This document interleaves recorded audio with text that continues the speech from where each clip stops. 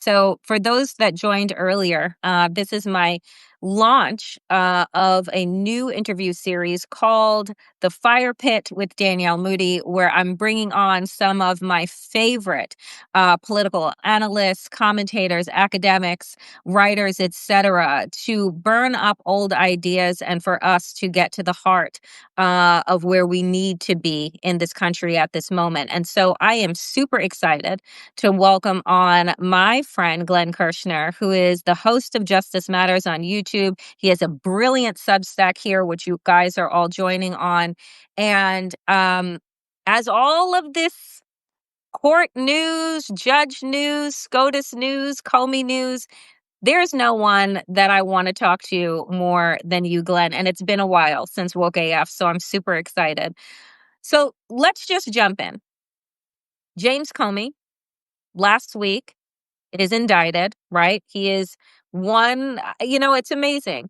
Donald Trump wins an election. And I believe that James Comey helped him do that.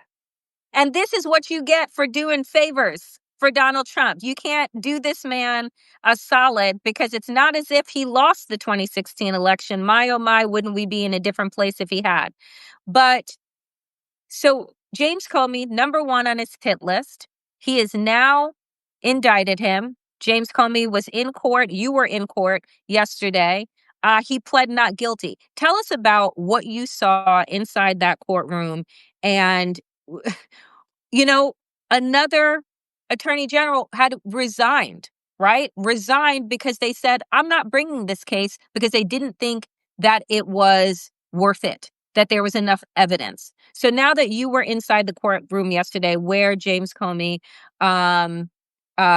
pled not guilty to the charges, break it down to us what happened.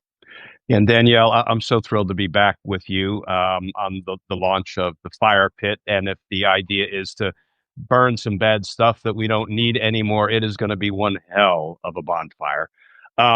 So I don't want to bury the lead because this prosecution will fail spectacularly. Take it from this old career prosecutor.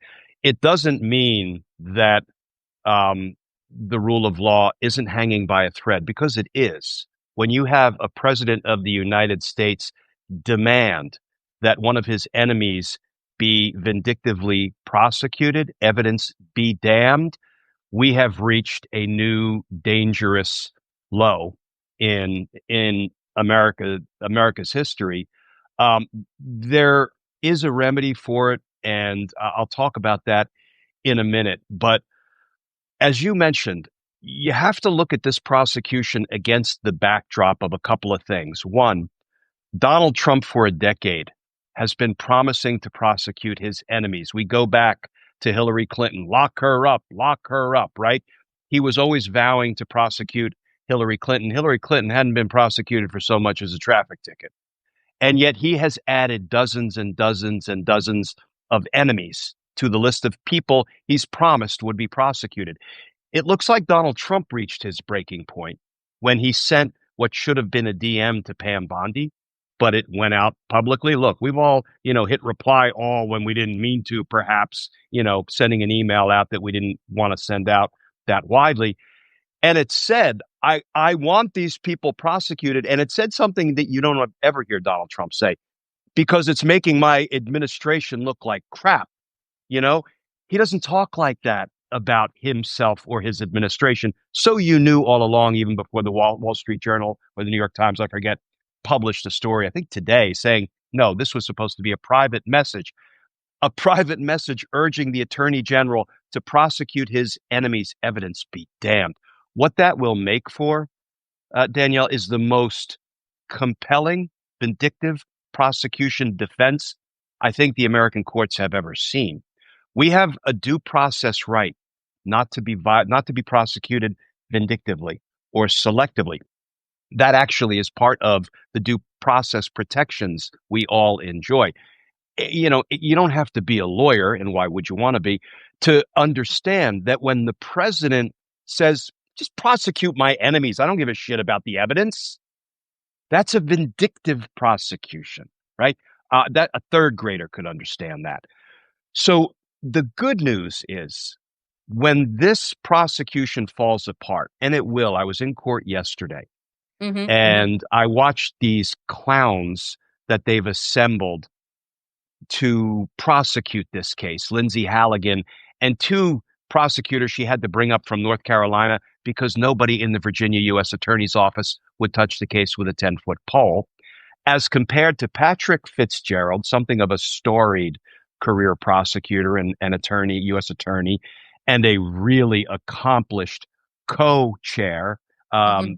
Miss Carmichael, who was really well regarded in that very court, in that jurisdiction, for handling classified information related cases and national security matters. So, listen, the deck is stacked in favor of Jim Comey right now when it comes to the quality of lawyering on each side. And Jim Comey, Patrick Fitzgerald yesterday said, Judge, we really need to have you handle these case dispositive motions promptly. What is a case dispositive motion? The kind of motion that, if successful, there ain't no jury trial because the case gets dismissed, probably with prejudice. And he said, we're going to be filing a vindictive prosecution motion, a selective prosecution motion, an abuse of the grand jury motion, a motion demonstrating that Lindsay Halligan, the insurance lawyer who was on Donald Trump's, staff until he needed somebody to go into the grand jury and corruptly indict James Comey, that she is appointed as an acting or interim U.S. attorney unlawfully. I mean, any one of these motions, if successful, results in a dismissal, probably with prejudice, meaning that the charges can never be rebrought. So if I had to bet my buck, that's my betting limit, this thing is not going to see a jury trial. The reason that will be a really important development and will breathe some life back into the rule of law is because that will expose Donald Trump as the paper tiger he is, forever threatening to prosecute people. Well, guess what, sport? You can't do it successfully. You tried and you failed. That will be important for the American people to see. I think that it's important, but I also think that the precedent of now being able to unlawfully attack your political opponents is now going to be like, do you feel that that is now going to be normalized? Because what Donald Trump is good at, what we know, is the narrative, is controlling the narrative and controlling the media cycle. And all he wanted to see, let's be very clear, Jim Comey indicted, right? On all of the headlines and all of the papers, that was something that was going to make Donald Trump feel good. So the fact that we are now crossing these lines where people who are being prosecuted, possibly indicted for doing their jobs. So what does it look like? Even if this case is dismissed, do you think that we have now set the tone where we are going to begin to normalize the continued and escalation in prosecution? Because just 2 days ago, he called for the jailing of Governor J.B. Pritzker and Chicago Mayor Brandon Johnson and said that they should be arrested, right? And these are things that can actually happen in this lawless country. So I just want to get your thoughts on that. Yeah, to answer your first question, I tend to agree with you that once you start indicting Donald Trump's enemies, even though they've committed no crimes, that is a new low, and it represents a danger that we haven't seen up until literally a couple of weeks ago when Comey was indicted. That will probably continue. All I can say, though, is as he fails to hold these people accountable, it's horrific that they're going to have to defend against a vindictive prosecution. But the more he fails, the weaker he gets, not the stronger, in Mhm. my opinion. So, this is counterintuitive, Danielle. I want the abuses to accelerate because Interesting. what we know is the abuses will never decelerate. Donald Trump Mhm. will go further and he'll get more abusive and he will violate, more of our legal and constitutional rights. And I think that's what we need. I think that's what we need to galvanize and motivate the American people to say, oh, hell no, right? Because it's going to take us. We're the ones who are going to save us. No prosecutor, no judge, no politician. None of them are going to save us. We're going to save us. But we've been slow to rise to the challenge. We've been doing it. Numbers have been growing. We've got the No Kings Day rally part two coming Right. up on the 18th. I can't wait. I Yep. get to address a crowd here in Northern Virginia. Um, we've been slow to kind of gather the kind of steam we need, right? That 3.5% of the population to Hmm. rise up against the dictator. Um, and I think more abuses will get us there more quickly. I don't want to see more abuses. I would love to say, hey, look at that. Donald Trump's beginning to behave himself, but that's not going to happen. Here's another quick data point. I don't want to move away from the Comey case because there's a ton to talk about. I don't think Donald Trump is a very good dictator because he couldn't even keep a comedian I, off TV for 1 week. right, 1 week. right, And what right. happened? All of these other people who seemed to bend the knee to him, ABC and Yep. Sinclair and Next Disney, star. Yep. all of a Hmm. sudden, 1 week later, they're like, oh, F the dictator. We have things that actually are more important to us than what the dictator says. And we're putting them back on air. Boy, that is an embarrassment to a dictator and a real sign of weakness, not strength. So, I want to I want to move on from Comey for a moment, because I think that when we're talking about the escalation, right? When you're talking about, ramp it up essentially so that more people get woke to what is actually happening in this country and stop believing that, we can ride this out like we did his first term. I take a look at what is happening in Portland, Oregon, what is happening in Chicago. Judge Emmergott in Oregon said, put a stay on Donald Trump's ability to bring in other states' National Guards to Portland. You can't bring California and you can't bring any other states in. In Chicago, another judge said, well, let's look into it. And in the meantime, the Texas National Guard's boots are on the ground in Chicago. You have these two different decisions that are made about the same thing in two different states. What do you make of the choices that Donald Trump is making with these cities and these different judges that he's trying to play? Because again, these Immergott, I believe, is somebody he appointed in his first term, right? So this is a Trump appointee. He put these people in place because he believed that when he needed them, they would do his bidding. And she decided, I'm actually going to follow the rule of law. So when you see what has happened in Portland, National Guard is not there right now. You see what is happening in Chicago. There are hearings that are supposed to be happening today. What do you make of the judges' decisions that are happening in these places, and what, again, it's setting as precedent as he has plans to go into New York, into Philadelphia, Atlanta, and other places? Which again, that is him ratcheting up the abuse. And I think, though, again, it's counterintuitive that will probably help galvanize us. But to answer your question, I think these federal trial court judges are each doing the best they can with the facts that are presented to them in these emergency hearings for temporary restraining orders and preliminary injunctions. Just because he may be trying to send troops into Oregon and Illinois, that doesn't mean the facts and circumstances that are admitted into evidence in hearings held in those two jurisdictions are identical. They're not. They're going to be significantly different. You have different choices being made by the attorney general pursuing the case in one state versus another state. You have DOJ lawyers, all of whom are flunkies and lapdogs and Hmm. sycophants for Hmm. Donald Trump, and they're getting called out by the judges. I mean, Judge Emmergut in particular, and she's a long time. I mean, she's got her Republican bona fides. She was on Ken Starr's independent counsel investigation of Bill Clinton. I mean, she's a Trump appointee who said something that, frankly, defines Donald Trump and his administration. She said, and I quote, he is untethered to the facts. Yep. Yep. That's an important declaration from a federal judge who's a longtime Republican who Trump appointed to the bench. And those words, I think, are going to haunt him moving forward.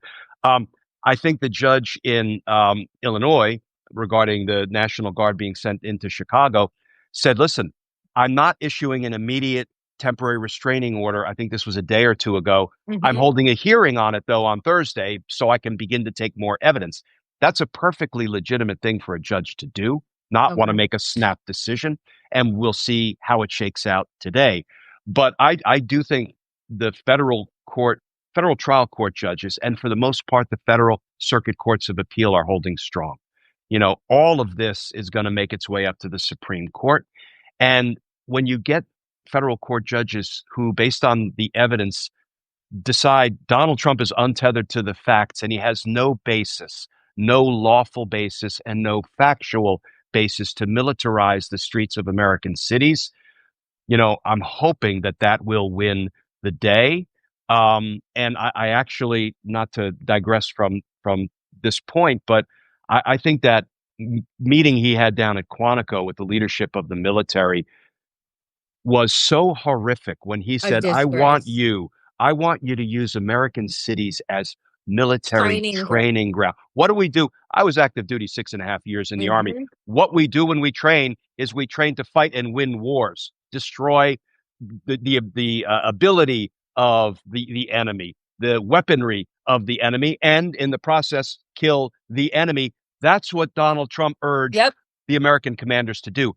I think that was a defining moment in the minds of those commanders because they now saw with their own eyes that Donald Trump is dangerously unfit to be commander in chief. And I hope that reaps benefits moving forward. You know, you and I have been talking for so many years, so many years. I think like 10 years at this point, right? From the first administration on forward. And one of the things that we have said is we pray that the courts would make decisions that would not nullify their own power, right? That you would, if nothing else, if you don't believe in the Constitution, you don't believe people should vote, you think it's a-okay to gerrymander, you think it's a-okay to gut the Voting Rights Act, all things that the Roberts Court has done, right? But to nullify your own significance would be to give Donald Trump carte blanche to be able to militarize our cities and essentially just do away, press pause on our Constitution. When you heard Stephen Miller on CNN, when asked, are you going to follow the judge's orders? Will this administration follow the judge's orders? And he froze after he mentioned the phrase plenary authority, which gives one person command over everything. When you saw that, Glenn, what did you think? Oh, I thought he said exactly what the administration's goal is. Donald Trump is king. You can't question the king. The king is all powerful. And if you go after the king, at a minimum, you're going to be vindictively prosecuted, summarily thrown in jail. Um, but I agree with you that it seems like the Supreme Court, the six um, right wing justices who are forever Mhm. willing to expand Donald Trump's power, contrary to the language of the Constitution, I guess they don't care about their own power or position or jobs because a dictator has no need for a Need Supreme for Court. courts. Yep. Supreme Court is a threat to the dictator. So if they give him all the power they seem to be inclined to give him, they're done. He has no need for them. And that, I would think, if only out of a sense of self-preservation, the Supreme look, if you're not Mhm. going to be loyal to the Constitution, which it's clear you're not when you gave him presidential absolute immunity, that runs contrary to at least two clauses of the Constitution. you know, don't you want to protect your own job and power and prestige and position? Apparently not. There's something else motivating them Yep. to want to give over our democracy to a dictator. I mean, I have thought maybe they're in the damn Epstein files and Trump's holding them hostage. I don't know. I have no idea what's motivating them. Maybe, white Christian nationalism is really all they ultimately care about. Constitution be damned. I don't know. I wish somebody would come up with a plausible answer. Because I tell you that, and again, we don't know, right, the cause of the fire that burned down Judge Goodstein's home in South Carolina. It's still being investigated. But what we do know is that there has been a rise in political violence. What we do know is that judges have become targets. And I've heard from Roberts as well as Sotomayor and others who have said that there is no place for violence against judges because that is when they cease to be able to do their jobs and when we cease to have a democracy. Roberts said that. And so I wonder, given, again, just your thoughts, the rise in violence coupled with the targeting of judges. I mean, Stephen Miller himself referred to what Judge Emmergott did in Oregon as a legal insurrection, which is like an oxymoron. I don't even know what that means, right? An insurrection is illegal. Legal means that you're following the law. I don't know what legal insurrection is. But he named attorney generals, he named judges, right, as a part of this overall Antifa that they are turning the government on. So do you think that this court, the Supreme Court, Roberts Court, will take these things, these factual things into consideration when they are moving forward with giving Donald Trump more power? I mean, they already gave him immunity, Yeah, right? Which then, yeah. in fact, gives everybody around him immunity because all he has to do is hold on to that pardon in his pocket. But I'm just curious. There's no signs that the six justice majority is going to change course. I would like to find some optimism or even hope that they're going to change course. But, even with all of these cases that come up to them, and the issue is a preliminary injunction that was entered by a trial court judge, affirmed by an appeals court judge, and some of these opinions are 100, 150, 160 pages long, meticulously detailed and reasoned. And then it gets up to the Supreme Court, and even though the lawlessness and unconstitutionality is clearly established, they're like, we disagree with all the lower court judges. We're going to let Donald Trump continue what he's doing, which has been deemed unlawful and unconstitutional, until the case comes up to us on the merits. Do we really think they're going to reverse course on the merits after they have sent the signal that Donald Trump is reasonably likely to win when they get to the merits, which is part of the preliminary injunction standard? I wish I could find some hope that they're going to change course. Hmm. I don't see any evidence supporting that. So I have two more questions for you, Glenn, before you get out of here. And one being, do you think that we are going to have midterm elections? I do. I don't know how free and fair they will be. I hate to say that I suspect they will not be violence free. I do think we're going to have midterm elections. Donald Trump clearly doesn't have the authority to deploy the military nationwide. He is struggling mightily to even succeed in one state. He got struck down ultimately in California. I know there's been some back and forth between the trial court judge and the Ninth Circuit Court of Appeals on that. It got struck down by Judge Emmergott in Oregon. We'll see what happens in Chicago, but he's struggling just to do it on a tiny little incremental basis, one city out of how many cities and towns in the United States. Mind you, he doesn't really have the firepower to do this nationwide. So he's trying to instill as much fear by picking and choosing a Hmm. city Yep. here and a city there. He's not going to have evidence supporting a declaration of martial law, invocation of the Insurrection Act. Doesn't mean he's not going to do it, but he's not going to have evidence to support it. And I think all of that stuff will fail in the courts because, again, a third grader knows we have no insurrection or rebellion going on in the United States, and the federal government can still execute the laws nationwide. So he doesn't have the basis to do any of this.